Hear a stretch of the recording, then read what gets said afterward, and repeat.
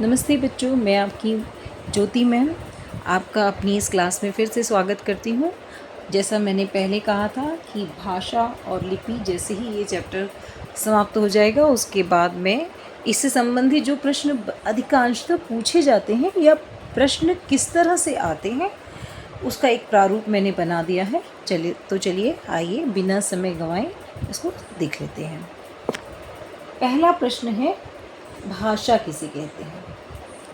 तो हम अपने क्लास में पढ़ चुके हैं कि भाषा किसे कहते हैं, यानी मन में कोई भी बात हमारे आती है तो उसको किस तरह से हम प्रकट करते हैं, चाहे वो लिखित रूप हो या मौखिक रूप हो।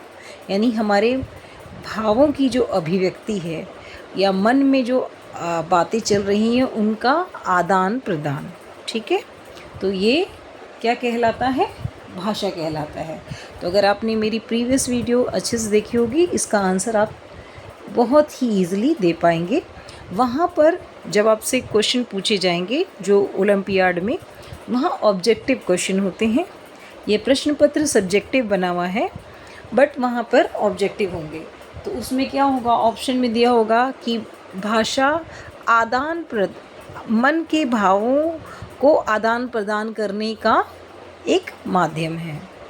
ठीक है, तो इस तरह से आप सीधा लिख भी सकते हैं अगर आप एक शब्द में आपसे पूछा जाए, क्योंकि जब आप वीडियो को देखेंगे तो उसमें पूरी बात आपको पता लग जाएगी। ठीक है, तो भाषा किसे कहते हैं? तो विचारों का आदान प्रदान, मन में चल रहे विचारों का या विचारों का आदान प्रदान। जहाँ भी विचारों का आदान प्रदान होगा वो क्या हो जाएगा? भाषा हो जाएगा। ठीक है, भाषा का स्थायी रूप कौन सा है? देखिए, मैंने आपको बताया था कि भाषा के दो रूप हैं, लिखित और मौखिक। तो उसमें सबसे प्रामाणिक या स्थायी रूप हमारा कौन सा होगा? मौखिक। अगर हम अभी बोलें तो क्या वो थोड़ी देर बाद वो बात रहेगी? हो सकता है किसी को याद हो, किसी को ना हो। बट अगर लिखित रूप में कहीं है, किसी किताब में है, किसी जगह लिखी गई है, तो वो लंबे समय तक सुरक्षित रहेगी। तो भाषा का स्थायी रूप क्या है? लिखित। लिखित रूप भाषा का स्थायी रूप है। ठीक है, मैं बार बार आपको बोल रही हूँ कि आप लोग वीडियो को देखें। तो इस तरह के प्रश्नों को हल करना आपके लिए मात्र 5 मिनट का ही काम है। सिर्फ वीडियो को ध्यान से देखना है, कुछ भी मेमोराइज़ नहीं करना है बच्चों। कुछ भी आपको कॉपी लेकर लिखना नहीं है, याद नहीं करना। बस वीडियो को देखें और जो याद करने की चीज़ है वो मैंने आपको बता दी कि जैसे कुछ प्रादेशिक भाषाएं हैं कि कौन से प्रदेश में क्या भाषा बोली जाती है, या भाषा की लिपि है, वो आपको एक बार थोड़ा सा मेमोराइज़ करने की ज़रूरत है। या फिर आपको मेमोराइज़ करने की ज़रूरत है तो वो है डेट, यानी कि एग्जैक्ट डेट। किसी भी सब्जेक्ट में ये मतलब ऐसा नहीं है कि ये सिर्फ इस विषय के लिए बोल रही हूँ, किसी भी विषय में डेट का, अगर कहीं डेट कुछ आ रही है, कुछ डेटा आपको दिया जा रहा है, वो आपको सिर्फ मेमोराइज़ करना होता है। अदरवाइज़ आपको कॉन्सेप्ट को समझना है। कॉन्सेप्ट समझिए और आंसर को 5 मिनट में सिर्फ सॉल्व करिए। हमारा यही उद्देश्य है इस वीडियो के माध्यम से कि बच्चों को लर्न करने का जो एक प्रोसेस है, जो मेमोराइज़ करने का प्रोसेस है, उसको कम कर दिया जाए। लर्न करने के प्रोसेस को, सीखने के प्रयास को बढ़ाया जाए कि वो सीखे, चीज़ों को समझे। ठीक है, तो कॉन्सेप्ट क्लियर करना है हमारा मेन उद्देश्य। चलिए, तो बिना समय गंवाए हम आगे का प्रश्न करते हैं। छोटी सी वीडियो बनाना चाहती थी पर जब आप वीडियो पे होते हैं तो लगता है कि और चीज़ें सिखाई जाएं। भारतीय संविधान में किस भाषा को राष्ट्रभाषा और राजभाषा घोषित किया गया है? तो मैंने आपको जैसे मेरे वीडियो में बताया कि भारत में राष्ट्रभाषा और राजभाषा क्या है? हिंदी है, क्योंकि भारत के अधिकांश भागों में हिंदी बोली और समझी जाती है। भाषा के कितने रूप हैं? वेरी इजी, कोई भी आप दोनों में जो आपने वीडियो अगर देख रहे होंगे, शुरुआत में ही मैंने बताया भाषा के कितने रूप हैं? 2 रूप हैं, 2। भाषा के दो रूप हैं, कौन कौन से? लिखित और मौखिक। भारतीय संविधान में कितनी भाषाओं को मान्यता प्राप्त है? तो अगर वीडियो, अब जैसे ये प्रश्न है तो ये आपको ध्यान रखने वाली बात है। अगर आपने वीडियो देखा होगा तो उसमें मैंने बता दिया है कि भारतीय संविधान में 22 भाषाओं को मान्यता प्राप्त की गई है, 22। ठीक है, मैं वर्ड्स में भी लिख देती हूँ। ठीक है, हिंदी दिवस कब मनाया जाता है? चूँकि अभी बीता है इसलिए आपको याद होगा, बट समय बीतता जाता है तो आप लोग इन चीज़ों को स्किप कर जाते हैं। तो आपको एग्जैक्ट डेट याद रखनी है कि हिंदी दिवस कब होता है। इम्पॉर्टेंट है, 14 सितंबर या 14 सितंबर। ठीक है, मैंने आपको बताया था कि 14 सितंबर 1949 में जो हमारी हिंदी है उसको भारतीय राजभाषा घोषित कर दिया गया था। इसी उपलक्ष्य में हिंदी दिवस मनाते हैं। अब देखिए, बहुत साधारण क्वेश्चन पूछा गया है, सरकारी कामकाज की भाषा कौन है? तो सरकारी कामकाज की जो भाषा होगी वो क्या है? उसको हम क्या बोलेंगे? राजभाषा। वो क्या है? राजभाषा।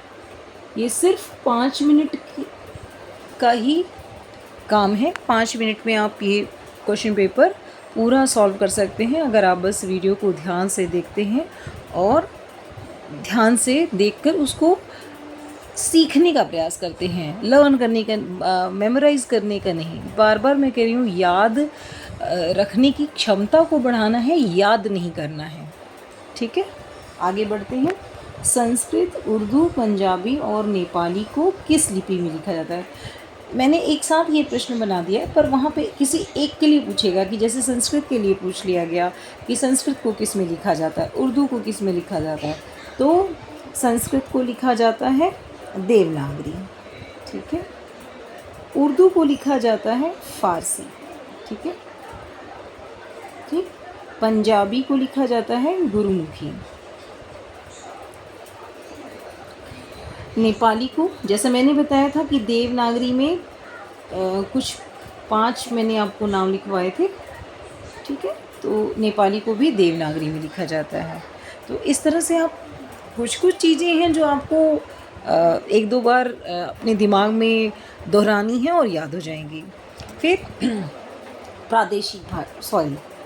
किस लिपि में लिखा जाता है? तो वो मैंने आपको बता दिया, ये प्रश्न पूरा हो गया। इसके बाद प्रादेशिक भाषा क्या है? तो बहुत सिंपल है, जैसा कि उसके शब्द में ही आया हुआ है, प्रश्न में ही है कि प्रादेशिक भाषा। तो शब्द, जो प्रश्न है उसके शब्द से ही पता लग रहा है जो किसी प्रदेश में बोली जाएगी वो भाषा प्रादेशिक भाषा होगी, जो किसी राज्य विशेष में बोली जाएगी वो प्रादेशिक भाषा है। ठीक है, तो जैसे मलयालम है, ठीक है, और तेलुगु है, तो किसी, ये एग्ज़ाम्पल मैंने लिख दिया, सॉरी, उदाहरण। ठीक है, मलयालम जैसे जो किसी राज्य में बोली जाएगी, राज्य में बोली जाएगी। ठीक है, फिर देवनागरी लिपि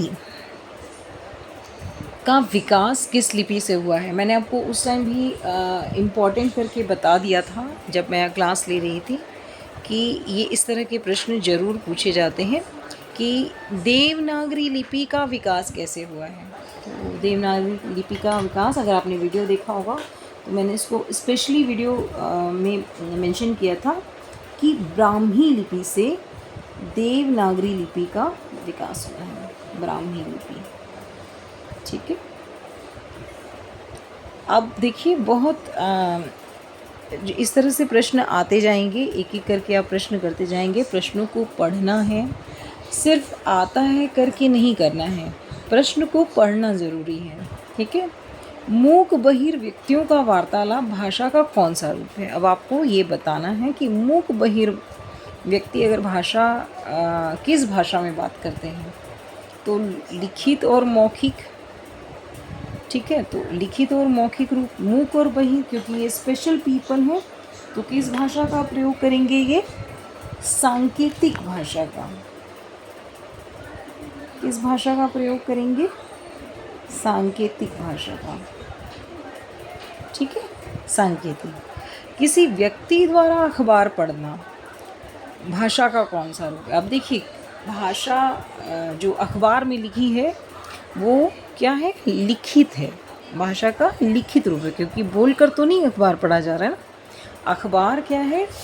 देखकर पढ़ा जा रहा है। तो किसी व्यक्ति द्वारा जब अखबार को पढ़ा जा रहा है तो भाषा का कौन सा रूप होगा? लिखित रूप होगा। भाषा का लिखित रूप होगा। ठीक है, ठीक, लिखित रूप होगा। इसी तरह का दूसरा लास्ट प्रश्न है, किसी गायिका के द्वारा गाना गाना भाषा का कौन सा रूप है? तो गाना गा के सुनाया जा रहा है। ठीक है, यानी वो उसके मन में जो भी अभिव्यक्ति है वो गाने के माध्यम से आ रही है। तो गाना कैसे गाते हैं? गाना पढ़ के तो नहीं गाते ना, गाना हम बोल कर गाते हैं। तो ये भाषा का मौखिक रूप है। ठीक है, ये भाषा का मौखिक रूप है। ठीक, तो इस तरह के प्रश्न आएंगे आपके पेपर में। आई होप कि आपको ये प्रश्न पत्र पूरी तरह से समझ में आ गया होगा। और भी कुछ प्रश्न हैं, बट अगर आप पूरी तरह से वीडियो को देखेंगे तो आप किसी भी तरह का प्रश्न आ जाए आप कर पाएंगे। मेमोराइज़ करने के लिए मैंने आपको बता दिया कि कुछ प्रादेशिक भाषाएं कि किसी प्रदेश में कौन सी भाषा प्रचलित है, कुछ मुख्य हैं, उनको मैं किसी क्लास में डिस्कस कर दूंगी और आगे जो भी क्लासेस होंगे उसमें डिस्कस कर दूंगी। आप वो याद कर लीजिए। इसके बाद मैंने लिपि आपको जो मुख्य हैं वो लिखवा दी हैं, उनको आप मेमोराइज़ रखिए। और डेट में भी सिर्फ एक ही है, 14 सितंबर 1949। और भारतीय संविधान में कितनी भाषाएं हैं वो। ठीक है, अब इसी के साथ मैं अपना वीडियो समाप्त करती हूँ। कल मिलेंगे एक नए अध्याय के साथ। तब तक के लिए खुश रहें, मस्त रहें। Bye bye, take care.